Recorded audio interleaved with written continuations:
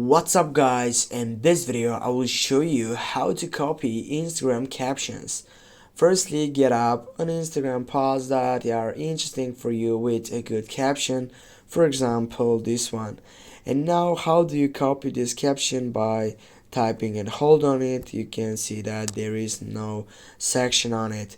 Now just go on the post, take on the three dots, go for copy link, then go on your browser, go for a specific side of a browser, then just go for paste, go on desktop side, or you can just take it from here.